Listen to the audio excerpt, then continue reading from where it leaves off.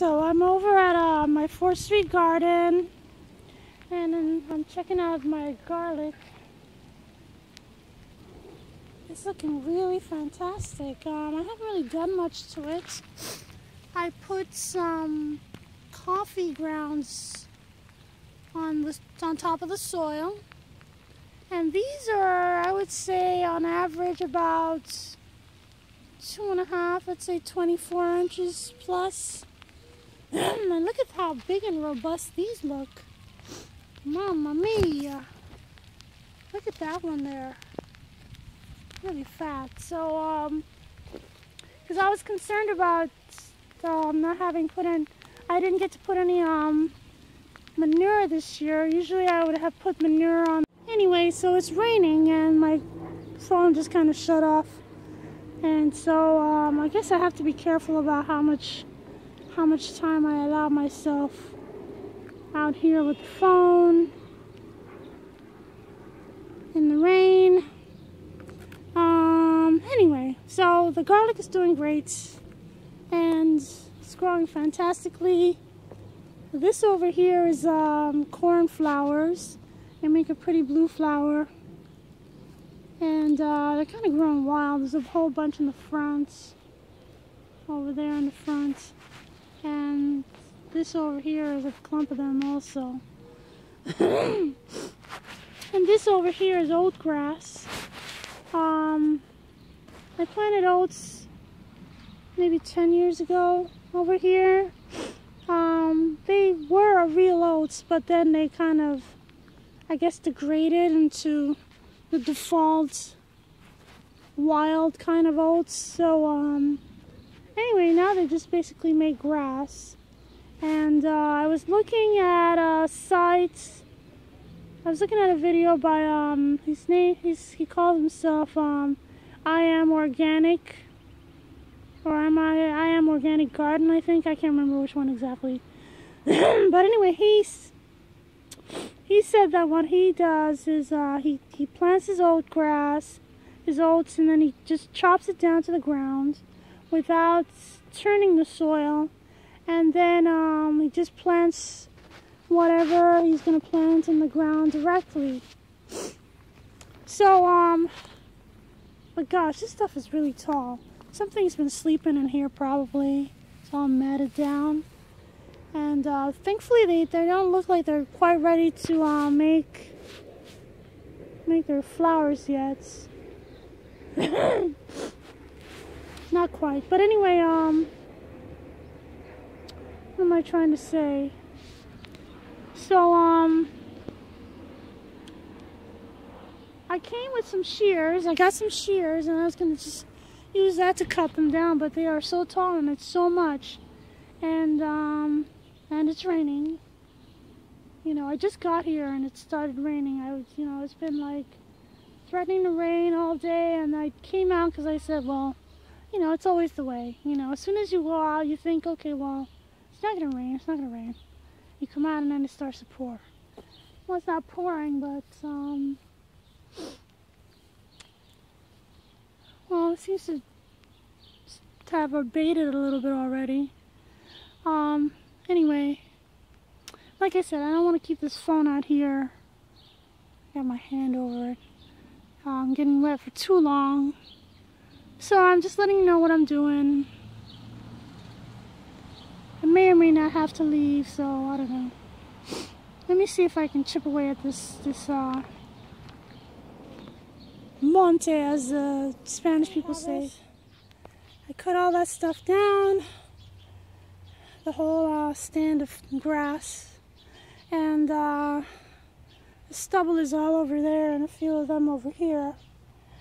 But I think I'm going to take the stubble and put it over the garlic when I'm done. Either that or the corn, because I like to use cut grass and knotweed stems to sort of camouflage the corn when I plant it, because the birds, they love this site because of all the corn that everybody grows. So I don't know, I haven't decided yet. There's a lot of stuff to carry from here to there. on the other side of this. Anyway, let me get started with this corn, because the rain seems to have stopped and I want to get a lot done before it really starts to come down. Hey, so I'm out here. The weather is not, it's cooperating a little bit for now. And I'm gonna plant these corn plants. This is a type of corn for drying, so that's why I select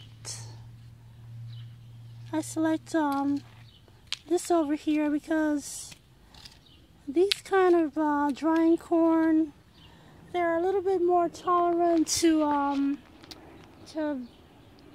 drought, I guess, not being able to get a lot of water, and that's what this garden is over here.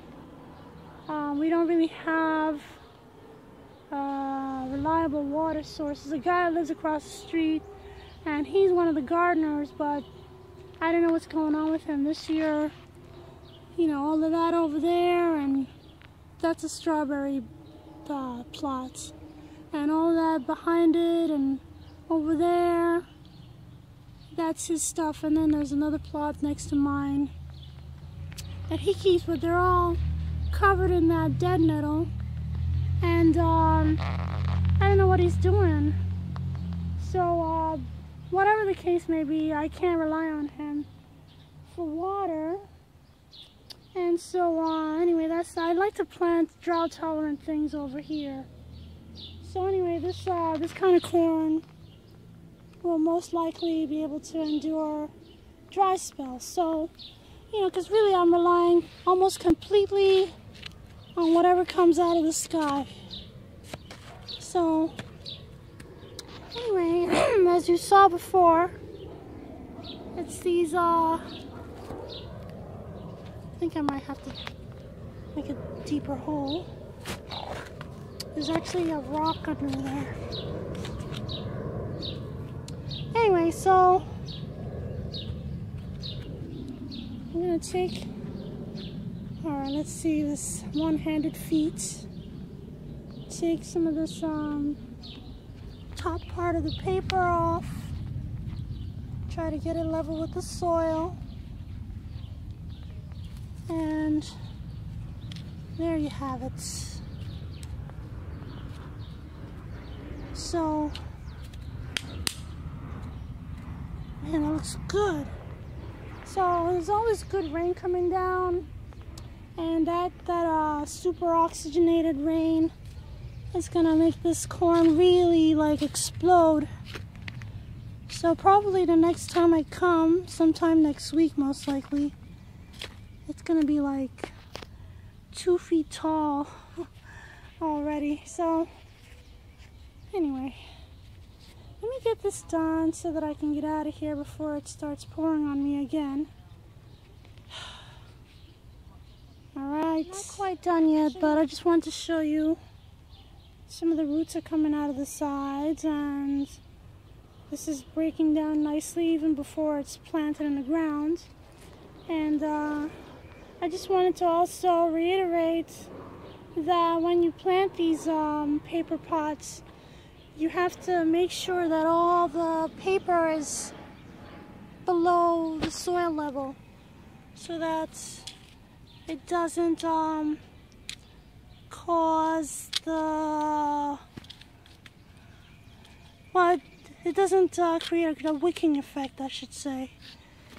If you leave the soil, the paper above the soil level, it's just gonna dry out. The paper will dry out, and it'll continue to dry out below the surface of the soil, and it'll dry out the roots as well. So anyway, just keep that in mind. And also, the other thing I wanted to say is that it's okay to kind of squish down the soil ball, the root ball, when you plant them, because again, you want to make sure that all that stuff is below the surface of the soil, because this kind of peat moss rich soil mix is also very drying. I don't know what to say. How do you? It dries out very quickly. So when you plant it, make sure you cover all of that soil mix to make sure that you don't create a wicking effect. Not quite done. I think I'm gonna run out of space in this bed, but I have a feeling I'm gonna need to create another bed right here.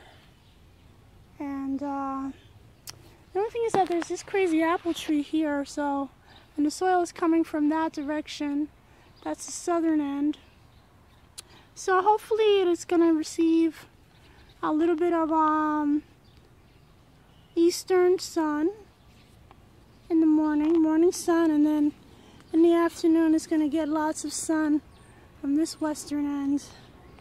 So I'm not too worried about it, but I just want to be able to plant all of this today.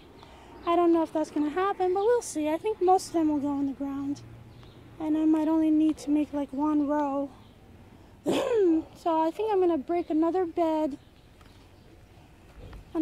here, tear up all this weeds, make a proper 4x8, I guess, bed, 4x10 I think it might be, and then I'll just make one row that would be adjacent to this bed of corn over here, because with the corn you want to make sure that you have at least 4 rows of corn so they can pollinate themselves properly, and you don't get like ears of corn that are like just a bunch of little empty spaces. So anyway, let me keep going, and hopefully next time you see me I'll be fully finished. Squeeze them all in. Okay. I just put some on the outer edge. But anyway, so they're all planted up, and hopefully it'll rain tonight like they said that they would, so that I don't have to come out here and try and fix things. Anyway, I think I'm done here today. Alright, so thanks for watching.